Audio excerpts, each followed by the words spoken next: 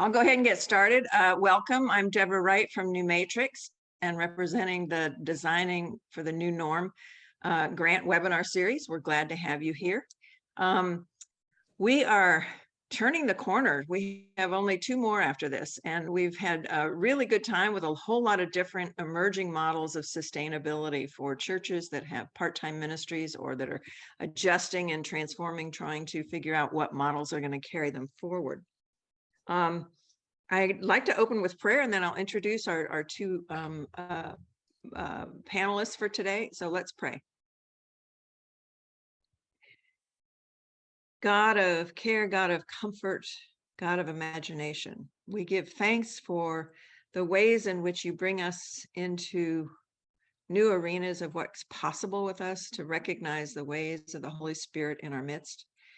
Give those of us who lead people of faith, whether as laity or as clergy, an understanding of how to unlock those gifts of imagination in them to help them see a greater vision for the future of their church in a land that's unknown. We thank you for Katie and for Paul and the gifts that they bring to the church. We pray that they would bless us with their sense of imagination today. In Christ's name, amen. Mm-hmm. So first, I start with a history of what the grant is. For those who are return people, you got to listen to it again. 2 years ago, the Synod of the Pacific decided to do a pilot project in Cascades Presbytery, which is most of Oregon, to focus particularly on part-time ministries, churches with less than full-time pastors and clergy with less than full-time calls.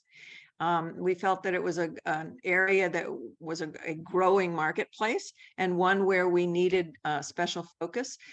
It's only just now that some of our seminaries are getting accustomed to the fact that maybe they're launching out seminarian graduates into a world where part-time ministry and gig ministry is going to be the major marketplace.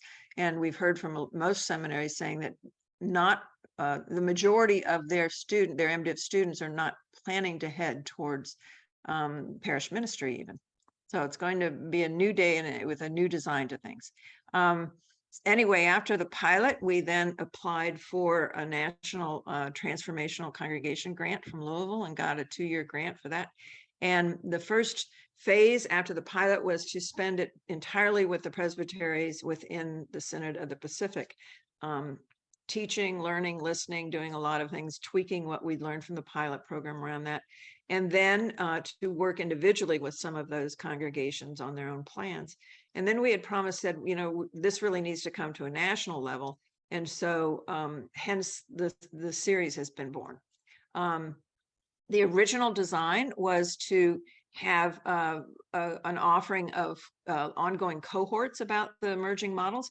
What we found is twofold, which makes a whole lot of sense because we designed this before COVID, and it wasn't true before COVID, is that we have a whole lot of our people that said, gee, I joined that cohort, but I'm cohorted out. We created support cohorts here and there and everywhere in my life during COVID, and I'm active in those, and I can't add another one to the list. But they said what we also wanted to do is we don't want to pick a particular lane yet, because we want to keep learning about many of the different emerging models. So we sort of asked, well, would it be better than if we had a sense of long-term resource centers? The model that I like best is at the Presbyterian Foundation, the toolbox or toolkit that they have there, where you can get a whole lot of resources in one place. There are some who are following that model, but I think within the denomination, they do that best.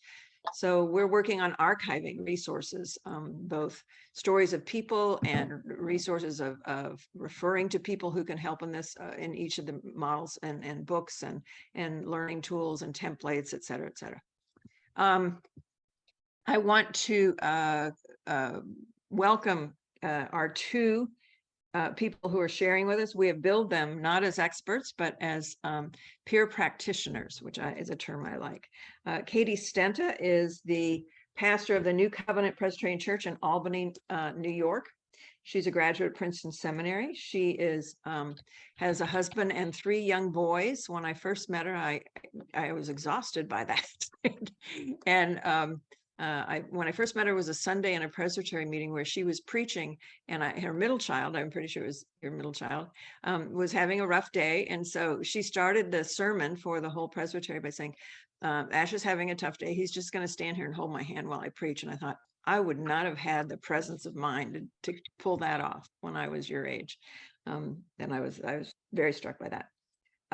She is now, because life, was too empty, I'm sure, she decided to go ahead and do some doctoral work. And she's doing doctoral work in public theology, a field I know she loves. She's one of my favorite people to follow on Facebook in this regard, is on science fiction and fantasy, and how it leads into theology, which takes me, I think, to the very sort of famous early pub theology model we had in Oxford, of the table at the Eagle and the Baby pub where Tolkien and C.S. Lewis hung out, and discussed exactly that, public theology. I have asked her to join us because the topic today is bivocational buildings.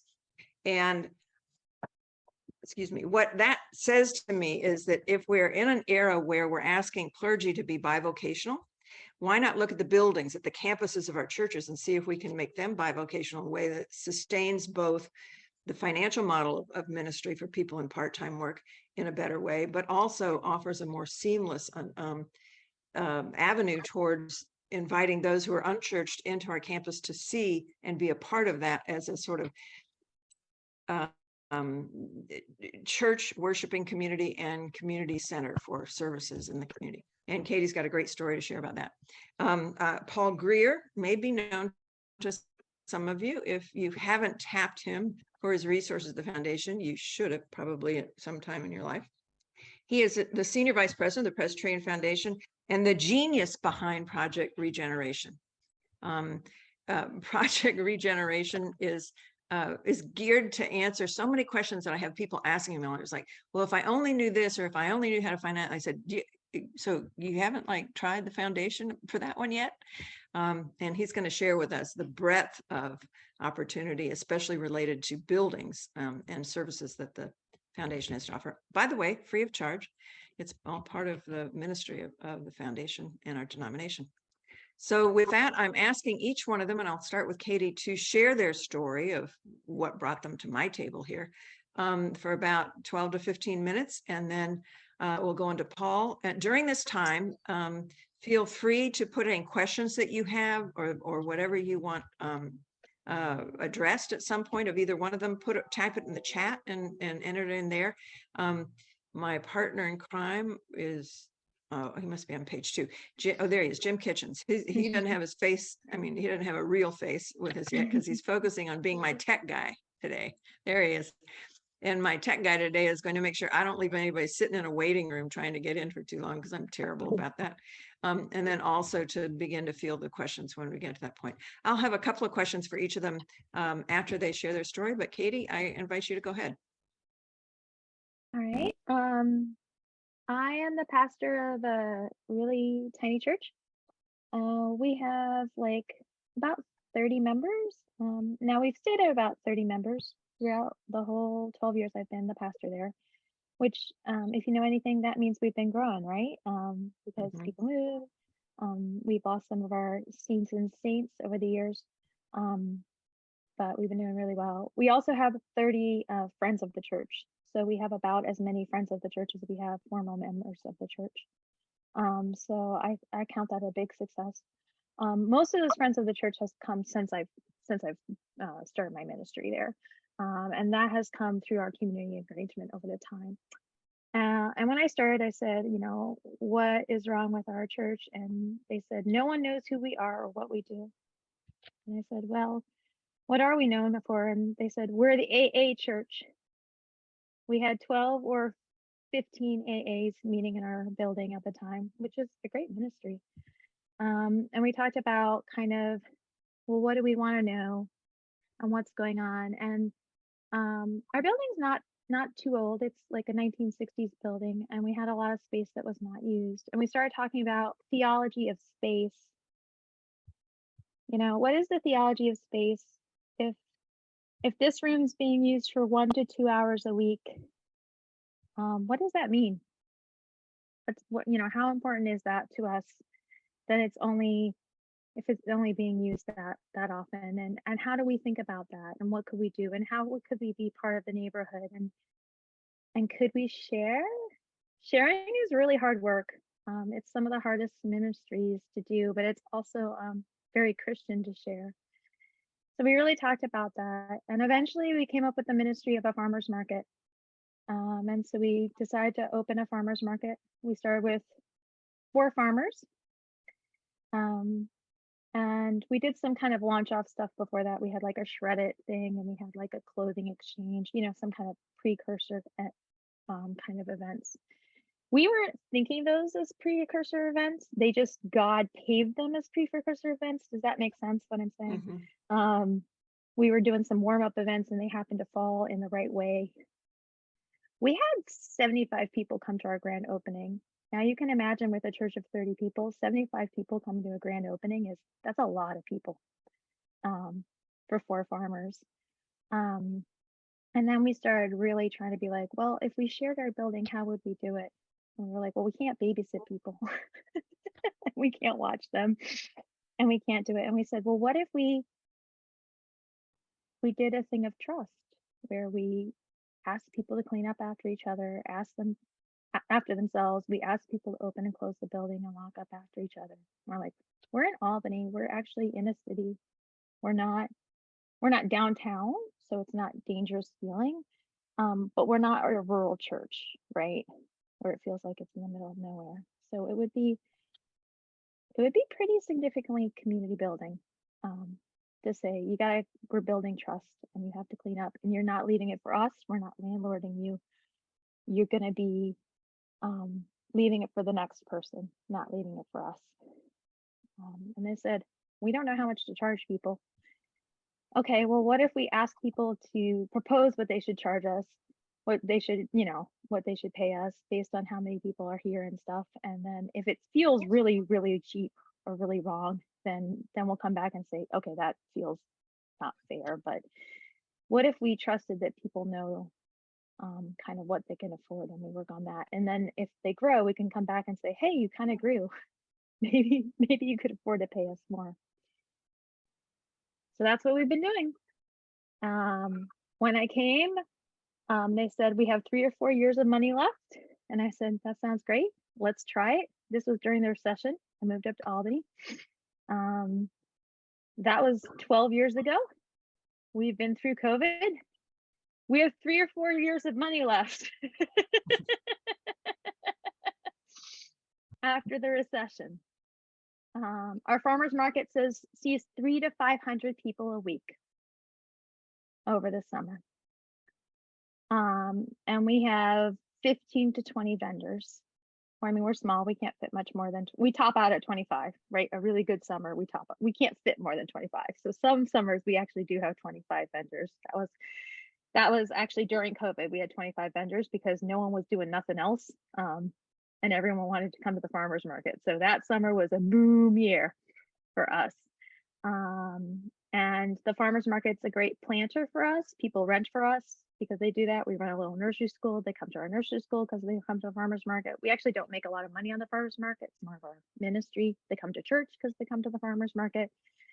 We're in the neighborhood because of the farmers market.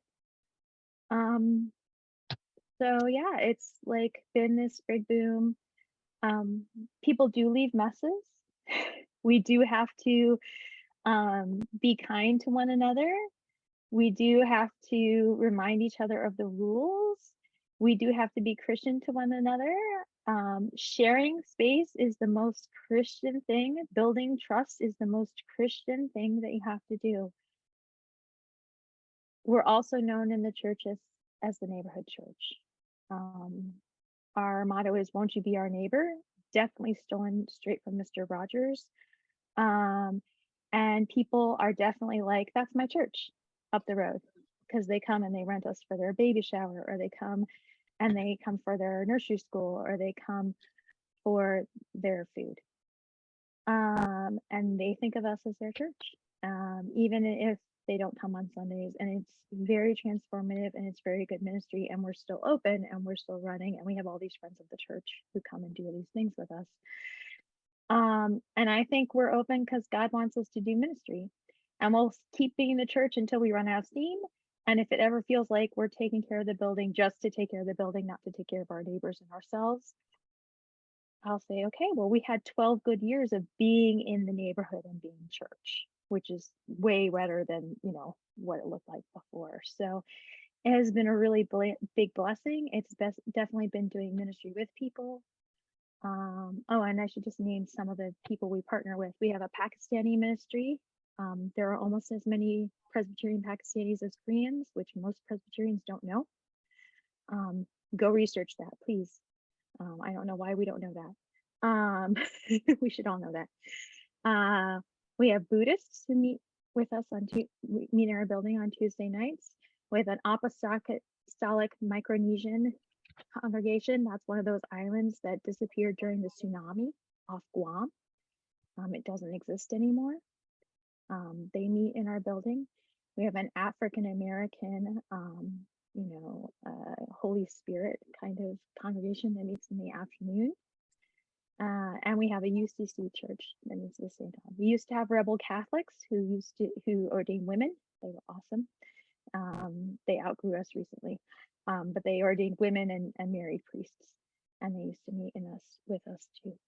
So these were all people who we partnered with. We obviously don't have exact beliefs as any of these people. We had a college ministry for a while. They were very conservative. But we also feel like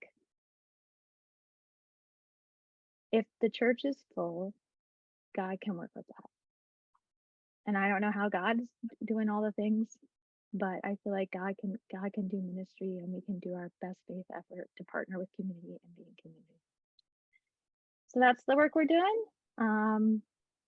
It takes a little bit to get a hang of like propose what you can money and working out rules and trying to figure out that stuff, but it's also really worthwhile because you're building community while you're doing it, and it's ministry, and it's also bivocational kind of ministry to keep the building open. And then we're not just keeping the building open for us, which would be hard for 30 odd people. So that's what we do. Thanks, Katie. There are a couple things that I want to put in here before I hand it to Paul. Is that and Paul is sort of a big scale project guy about what he's going to talk about, and I like the small local scale that Katie brings.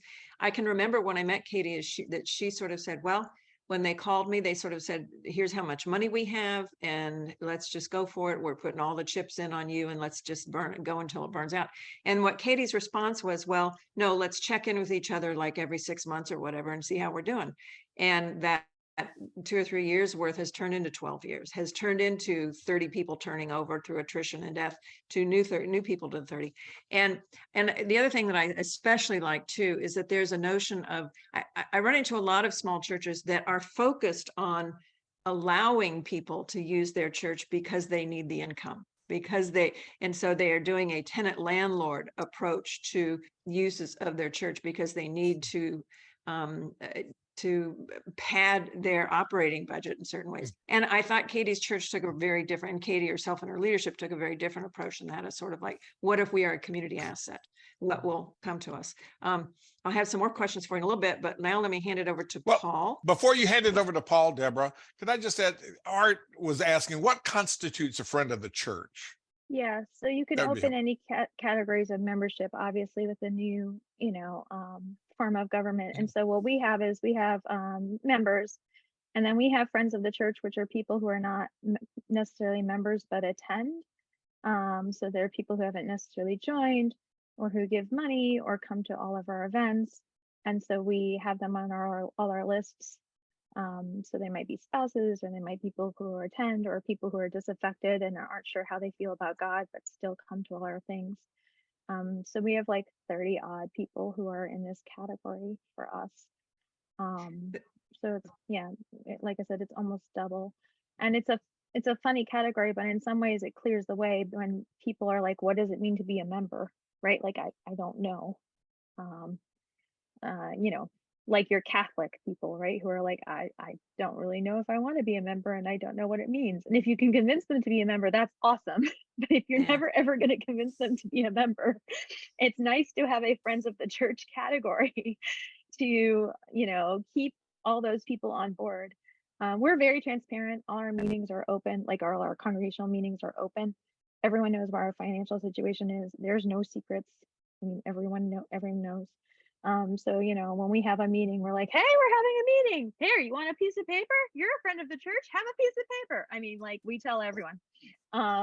So the friends of the church say, the members of the church say, it's a great way to get members, right? Because we're like, hey, we need people to be deacons. You want to be deacon? This is how you get to be a deacon. We love our deacons. So it's a good invitational piece. So it's like a step to becoming a member for some people, and for some people they'll never be members, and so it's a way to say it's okay that you're never going to be a member because you live in Florida half the year and you don't know if you ever want to be a member, and so we just want to include you. It's interesting. Thanks for asking that, Jim. It's also interesting. Pew did a study several years back about the sort of the world of people who are what we call the nuns and the duns, people who say none of the above in terms of their religious affiliation, and people that we often call the duns, people who used to be in a church but aren't anymore, is that they still seem to have an internalized view of parish mentality, whether they come from a tradition that had parishes or not, that there's still something like, well, I don't have a church, I don't go to church, but if I did, it'd be that one. It'd be that one. And there's a group of circle that's probably bigger even than that circle of 30, that if I did, it would be that one. And that's part of sort of feeding that sort of limbic brain thing of the parish church, which I think is so fascinating. And we all have folks that are qualify as sort of friends of the church who will never join in. We're not paying per capita on them, but you know, they're around the edges for whatever reason or not. Paul, let's hear some of your genius that I billed you for. Oh yeah, keep your expectations low. Well, good afternoon, friends. It is good to be with you. It's particularly good to see on this screen some folks that I haven't been able to see in person for a while. So special greetings to Anita and to Marcia and to Aaron. So why in the world does the Presbyterian Foundation get involved in church property? And why in the world am I sitting here on a beautiful Thursday afternoon with the sun streaming into the church library, almost blinding, talking about repurposing buildings? And so, as we Southerners like to say, I'm going to tell you a story, but first I have to tell you a story to explain the story I'm going to tell you. It was 2009. It was a strategic planning session of the foundation's senior leadership and a few trustees. We were meeting in Chicago. We were wrapping up and everybody was ready to go. And our interim CEO, a gentleman by the name of Dick Clay, said, "Is there anything we're missing? Are we hearing anything out there on the margins?" And because this is just the way I do things, even though everybody was ready to go to the airport, I said, well, you know, I've been getting some kind of strange phone calls. I've been getting phone calls from folks who are interested in selling or leasing their property and they don't know who else to call. That was December 2009. In 2012, the foundation rolled out a semi-organized program called Project Regeneration. And here we are 9.5 years later. And we'll probably hit our 1,300th church by the end of this month. And these churches come from south and north and west and east, and some are very, very small. The smallest so far is 2 members. And some are very, very large. And there always seems to be one of 2 recurring themes. One has to do with congregational sustainability. And those conversations usually start with, our building is bankrupting us. The other comes from a different perspective. We've got all this space, and it would seem to be poor stewardship not to use it. And so what began as a few phone calls has turned into, if you will, a stewardship of property. And different churches approach things. Katie told you her story. And there are other stories that are driven by mission. There are a lot of stories that are driven by money, because most of our churches spend between 25 and 35% of their total budgets caring for their campus. And if you're in the South where I live, you really worry about the air conditioning system continuing to work. But if you're where Anita Barnhart lives, well, you're probably worried about silly things like snow removal. Or is the heater working? Or is that sanctuary equipped with such a high ceiling that it's just not good stewardship to heat the sanctuary anymore? 25 to 33, 35% of all spending in churches, in our churches, tends to be facility related. And so let's look at another statistic. Another statistic that includes non-denominational churches shows that 60% of financially healthy churches share their space with someone else, usually another congregation. And so in many, many situations, this is a combination of mission and money priorities, because the Presbyterians and the Episcopalians are generally acknowledged to have the best property in all of mainline Protestantism. But in many cases, our properties have outgrown us. The concept of the formerly large churches, that's a topic that Deb Wright and Jim Kitchens and I have worked on. And those are the churches that face particular danger, because even if the congregation compresses, the building never seems to. And so what does this look like? So two brief vignettes. One was one of our first. It was a congregation in Queens that had an enormous facility and about 25 members, all of whom were of such an age that steps became a problem. And so the short story is they did a 49-year lease. They had a liquidity event. In other words, a developer gave them a bunch of money for the use of this facility for 49 years. And the developer demolished the church space and constructed housing for senior adults. Affordable housing specifically for senior adults. Now, the original plan was that the church was going to share space. They changed their mind a couple of times, and they ended up taking over a dentist's office a couple blocks away. It was a fraction of the size of their original home, but what they discovered was it was quite enough. They also discovered that they could hear one another sing during Sunday worship services. Because you know the old joke, Presbyterians have been preparing for COVID for 30 years. We understand staying 6 feet away from each other. And this church discovered that it was a lot of fun and very meaningful to be able to be in close proximity, to hear one another sing. The second church I'm going to spend a little bit more time on, and this is a current story. And Jim or Deborah, if someone can give me hosting privileges, I want to show you a couple of pictures. Hey, wow, that was fast. So this is under construction. This picture was taken in August. This is under construction. This is a community of tiny homes. And I'll give you a few more specifics in just a moment. And I just realized I can't do one thing I want to do, so I'm going to have to do it this way. All right, let's see if this works. This is a community of homes in Brunswick, Georgia. Brunswick is a port city. It is near the coast. If you know anything about St. Simons, well, it's really, really close to St. Simons. And this is another view. This was before the homes were painted. And so let me share with you a quick story.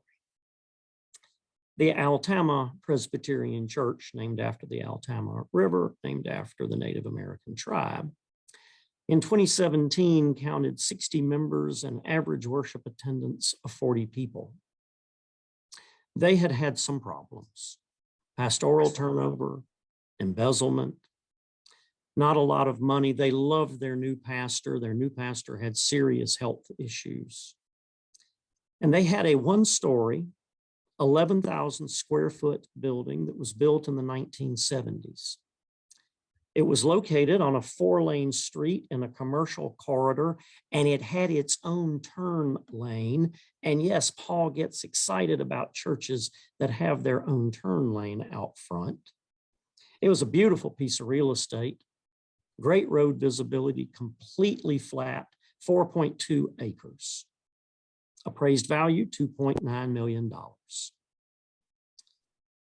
And after a lot of thinking, and a lot of prayer, and a lot of discussion, and yes, a lot of angst, they sold that property. That $2.9 million property, they sold it for $1.15 million. Now, why in the world would they do that? This was a continuing PCUSA congregation. They continue to worship. They shack up. You know, sometimes mergers are referred to as the marriages of two congregations. Well, they're not ready to get married, so they're just living together with another congregation about 10 minutes away. And this project is an outgrowth and an expression of their commitment to the city of Brunswick and their expression of heeding the words of Jesus that we are called to care for the least of these. So they sold to an area nonprofit that is partnered with a developer, and you saw those tiny homes under construction. 18 of them are completed, 12 more are now under construction. I drove by there Saturday, I think it was. They're well under construction. There'll be 41 tiny homes eventually. And the church building, the education building, will become the community center. Their on-site services will include medical and psychological care, nutrition and cooking classes will be offered, and the common areas will include a pantry, a reading room, a computer room, a kitchen, a food pantry, and classrooms. And this initiative has been funded by the local health system, by local community groups, and by local congregations. So who will live in these tiny homes, you ask?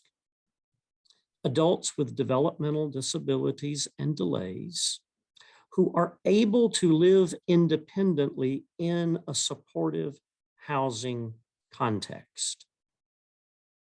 41 homes. Gosh, 41 homes in a congregation with an average worship attendance of 40 persons. There is a certain poetry to this, I think. Now, it took a lot of work. It took a lot of conversation. It took a lot of angst. But the good folks at the Altama Presbyterian Church were absolutely convinced that they were called to do something. The hard part was figuring out what that something was. They thought about a continuing care retirement community. They thought about affordable housing. They thought about multi-use. And through a little bit of advice from the foundation and a lot of advice from other people that knew a lot more than we did, they determined that the highest and best use from a real estate perspective would have been to sell that property And some type of medium-sized box church would have gone in so that the people of Brunswick could have bought more stuff. But they decided the highest and best use for a mission perspective was to care for those who require some level of care, but who also have the ability and the desire to live semi-independently. We at the foundation consider it to be just a profound privilege to have walked alongside this congregation as they made those decisions. That is but one case study. What we see nationally, what we hear week by week, is churches that are exploring, some because they want to and some because they have to, what can their property be? How can the Presbyterian witness in a neighborhood, in a community, be continued and expanded, perhaps in new and different ways, as we give thanks for those who have gone before us, who had the wisdom to plant a church in what might have been the middle of the countryside 75 years ago, and is now in the middle of a bustling suburb. We also get involved in a lot of discussion about cemeteries. Now, friends, I'm just going to tell you, you can't really repurpose a cemetery. But those hallowed grounds are to be preserved, and sometimes some of our partners are using a portion of the proceeds, if they sell or lease their property, to be able to endow the perpetual care of their graveyards, which are usually sitting on that same property. We at the foundation have discovered this is a heck of a lot of fun. There are a million details. There are a million ways that something can go wrong, but there's always just one way that things can go right. And we count it a real joy to walk alongside these churches who have found that one way. And it's an inspiration to us, and it's an inspiration to the community. And it's kind of funny that when I was in a certain city and I got turned around and the GPS was not any help whatsoever, and I stopped at the gas station, and only the Southerners will fully appreciate this question, but we hear it down here all the time. Can you tell me where the Presbyterian Church used to be? And the response was, you mean the church that allowed their own building to be torn down so that they could build a community center? Yeah, I can tell you exactly where that is. That brings us great joy and great inspiration. Deborah, Katie, back to you. Thank you. I'm going to start off with a couple of questions for Katie, and then I have a couple for Paul, but please feel free to add to the chat, and Jim will help me parse through those. Katie, one of the things that PneuMatrix does when we work with churches, either clustered in presbyteries or individual churches, is help them to dive deep to figure out what their individual DNA is, their congregation. And I think you've done an especially good job of that with your people. One of the things that I've noticed that I think you've done, which you didn't mention, and maybe the program's not going anymore, but I think that it is the Trail Praisers program. Is that still going, Katie? Yeah, it's on a hiatus right now because, you know, obviously all the diseases that are going on, it's not good. So yeah, tell us about that and how that kind of blossomed in terms of being a fit with you guys. Yeah, so we had a new worshiping community that was going pretty well. We had like 30 or 40 people coming. So it was a real success for families of individuals with disabilities and their families. And the worship service to me looked kind of like a VBS with stations, where we told a story and then we had stations and we let individuals during the worship service sit or stand or move, or it was very kind of permission giving for how to worship together. And it was about once a month. So yeah, it was going really well. And then COVID hit and we were like, yeah, this is too hard to work. So that was a real joy. And we'll see, I don't know, it's really hard because the new worship communities program has completely changed in the time since COVID. So I don't know how we're, what we're going to decide going forward. But yeah, it was really cool. One of the things I liked is that the focus of it was ministry with the community of neurodiversity. Yeah. And so it was sort of, which to me really was different is a people. population that often feels it's not safe to go to church because things will feel disruptive, or we won't sort of fit into the flow of etiquette of a church or something. And to focus on that group and say, no, this is a welcome community for the neurodiverse community is really helpful. Yeah, there's a real balance between sameness and change for people who are neurodiverse. That's really hard. And getting people to church when you have a disability is, I'm sure you know, because 1 in 4 people have a disability. So most people have experienced this. Is hard. It's hard to get to church. So the expectation to get to church on Sunday is a lot. So there's a lot of pieces for that. So I've actually done some presentations and workshops on it and talk. You put yourself on mute. Sorry. So I've actually, done some workshops and stuff around that stuff too, because it's really interesting. All of my kids have disabilities of varying kinds, and they present differently. Some present neurotypically and some don't. So yeah, and because 1 in 4 people have disabilities, right? Like my church is affected, every church is affected. So, and we got a grant for it. So it's really been fascinating to see how it goes. So yeah, so we'll see. It's hard with post-COVID. I don't know where our energy is gonna go next. So there is no new normal yet, and maybe there won't ever be. It's hard to say.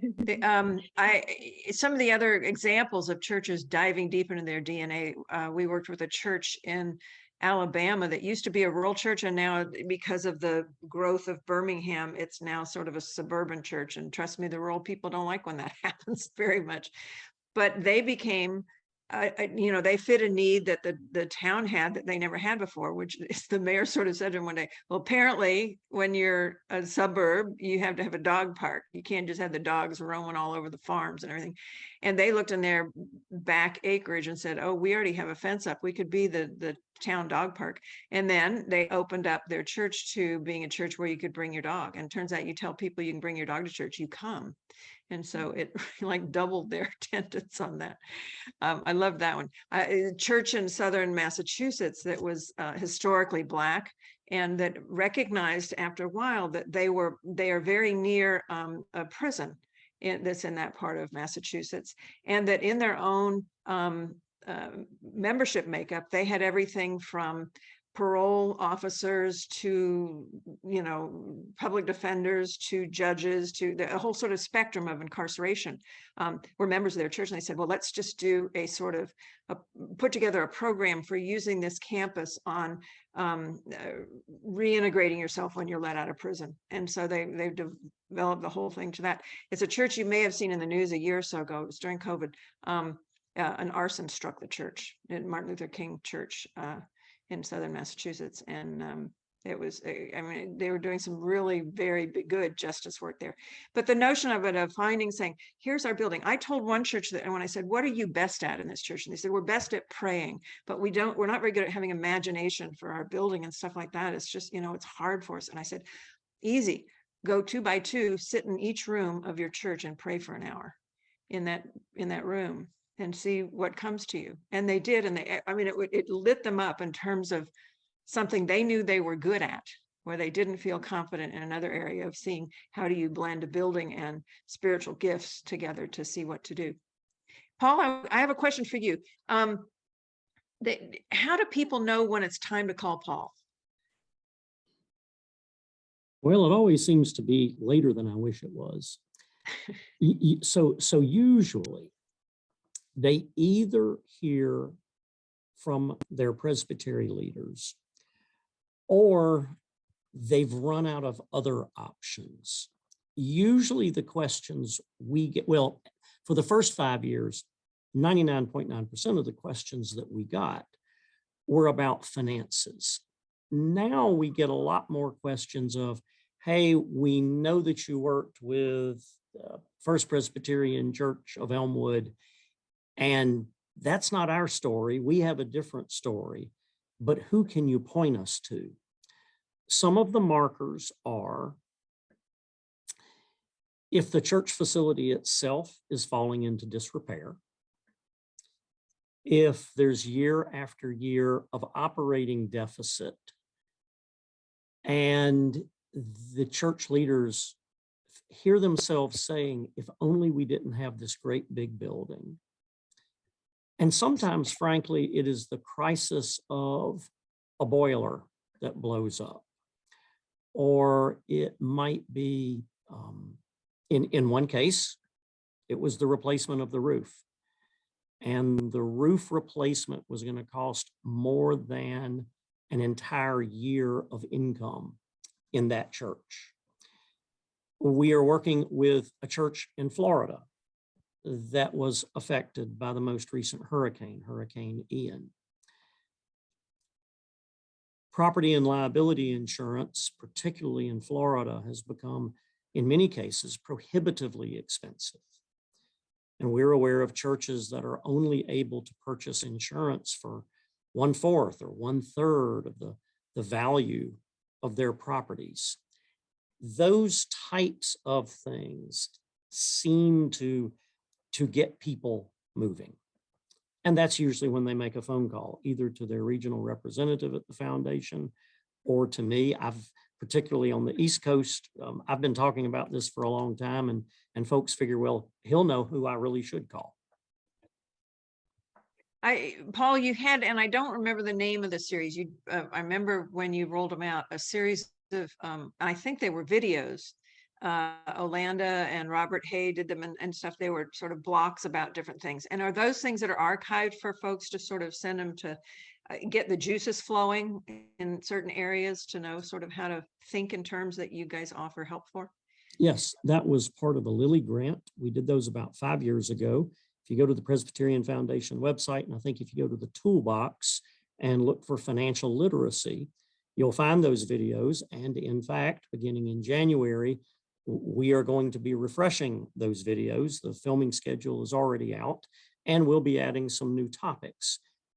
Church properties is now an element of the foundation's strategic plan, and you can pretty well count on seeing some videos about church property and cemeteries. Great. Jim, I'll sort of take this one because I read it and I'm intrigued by it. Anita posted about a question about, do you have stories, and I would say at either end of you, of examples where your church or a church that you're working with, Paul, or your church, Katie, took on a significant project and it failed. And then, they tried several different things and nothing was working. And what do you do when that happens? How do you work with them in that? I have my own views on failure as a spiritual gift, but let's hear from the two of you. Katie, you want to go first?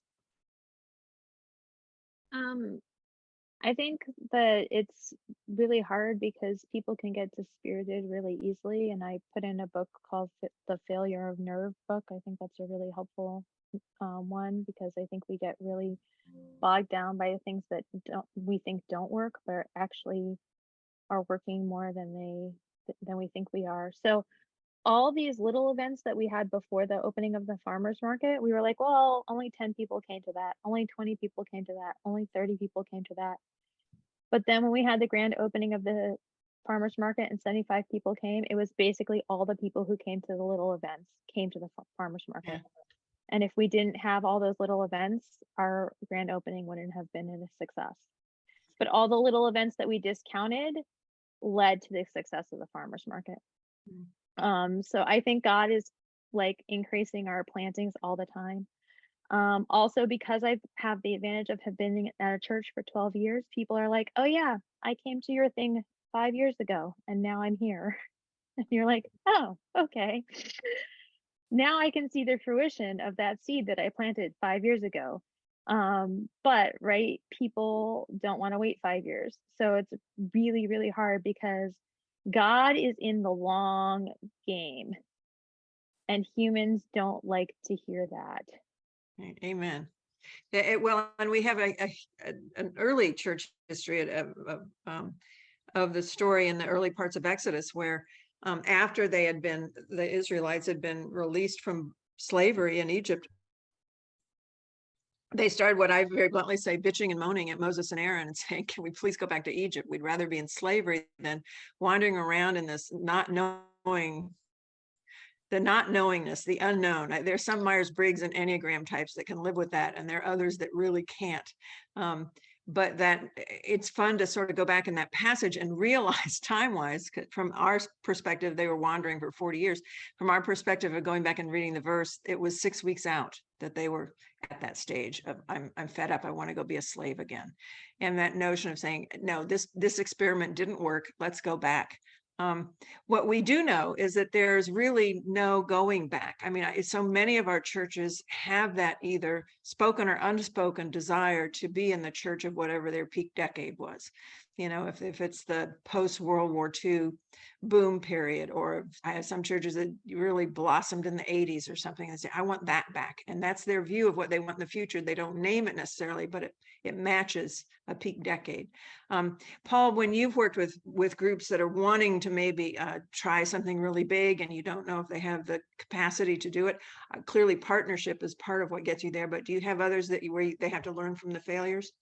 Oh, absolutely. And I mean, let's be honest about it. There are more churches that have failed than there are that have succeeded yet. This is why starting early is so important.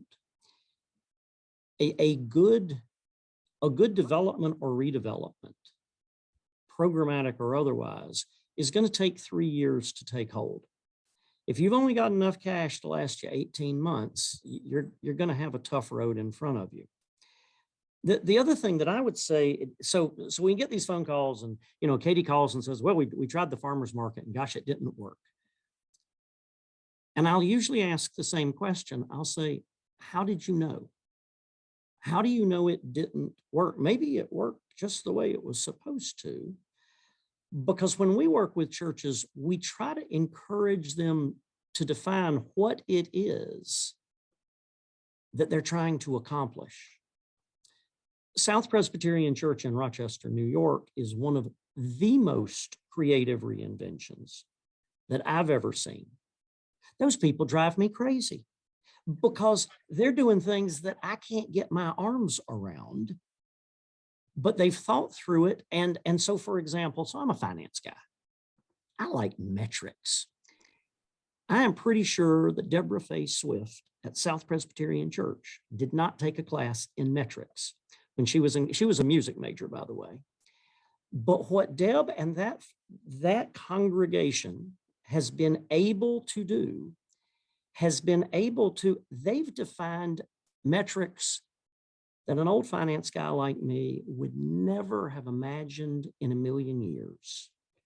And I told Deb once, I said, I got to space out my visits because you folks make me think and you make me work, because they imagine in bold and creative ways.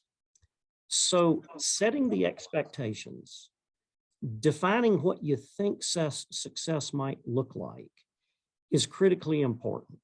The other thing that's critically important is talk to the folks who have succeeded, talk to the folks who have had setbacks, and find out what the holes in the road might look like. If you're going to make mistakes, let's make new mistakes. Let's not make the same mistakes all over again. I can't tell you how important I think that is. And part of my history and ministry, for about 20 years, I was a corporate chaplain here in the San Francisco Bay Area. And I worked with a lot of startups down in Silicon Valley. And one of the ones in particular that I worked with, it was very new, was Google at a very young age. And one of the problems that they had was they said, our people, they'd hired the best and the brightest engineers on the planet to do things that I didn't even know what they were asking about. I was at that stage of like, tell me what a CD-ROM is now. It was that long ago.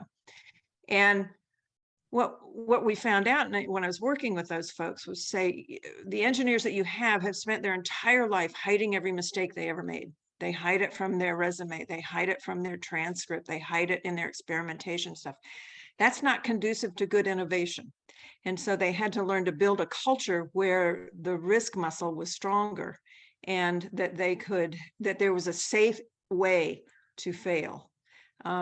One of the most powerful ministries that I know of, we had her on a week or so ago, was a young gal whose first call out of seminary, she closed a church, and she thought, well, I guess that's the end of that. You know, you get that mark on your resume. And to me, it was one of the most powerful ministries I've ever seen. I know Jim feels that way too, is in our Bay Area thing. But that notion of the Thomas Edison and the Benjamin Franklin sort of approach to, it's going to take 200 no's before I can find the yes. And we hope that we don't spend a whole lot of time and a whole lot of money getting to that yes, if we can take little increments of risk, but recognizing that we need to build on that muscle in the church of experimentation. Scott Crane is here. I think maybe he's on page 2, so I don't see him right now. Scott, could you share a little bit? You put something in the chat about being the bridge person at a particular church in Oregon during COVID, and that, you know, what you were able to sort of be in that filler situation. Bring your picture up, Scott. There, I see him now. Hey, Scott. Thank you, Deborah, for that invitation. I got hired to be a bridge pastor between one pastor's retiring and coming up with an interim.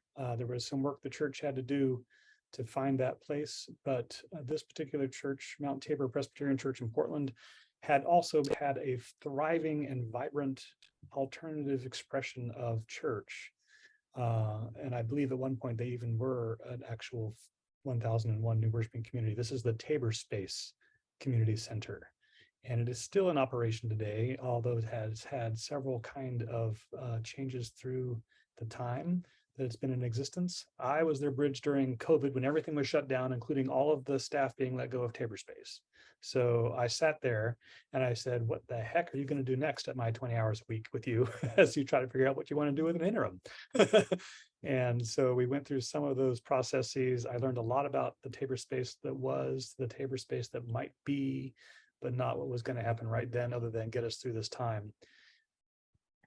Parallel to that is a congregation that was aging and shrinking, and a Tabor Space community that was not necessarily Presbyterian churchy, growing and thriving up to that point where I was all of a sudden there and everything was closed. So what they did ultimately was hire a full-time interim to come in and figure it all out. Of course, right? That's what they were supposed to figure it out. but the story that's really exciting is they took that 36,000 foot, facility, and they said, this is sitting in the middle of a community that has community needs, and there's no community center here. Let's become a community center. They didn't change the building. It's still obviously this big, beautiful Gothic church that could have fit 350 people in its heyday in the 50s in a massive sanctuary with an awesome organ or whatever. And of course, it's got a great piano too now, but the congregation was like 18 people or so. And this Tabor Space became an event venue, a meeting house, a community spot. All of the education wing rooms became offices for nonprofits, all based in some sort of healing presence for the community.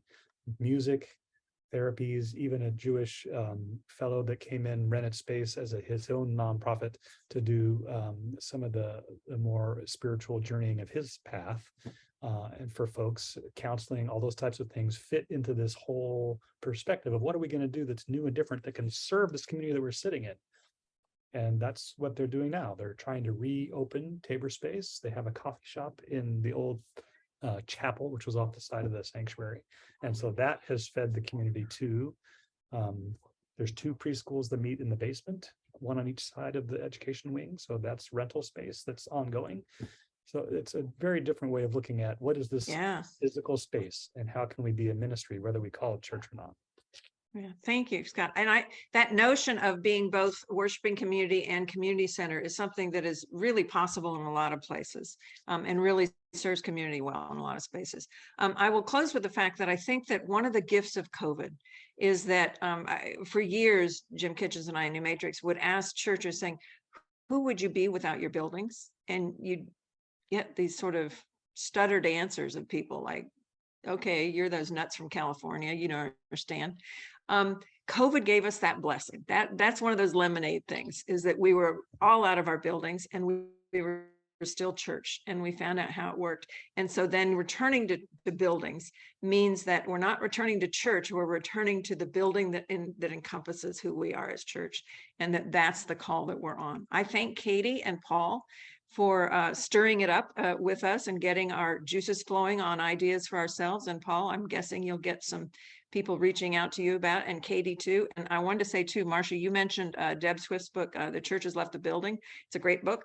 And until next week is Mission Outposts, I think. And that sort of focuses on the model where a congregation that could have existed, or a new worshiping community that exists, where the focus is really more on the mission and less on the worship. And the worship is kind of the side dish to who they are as a community.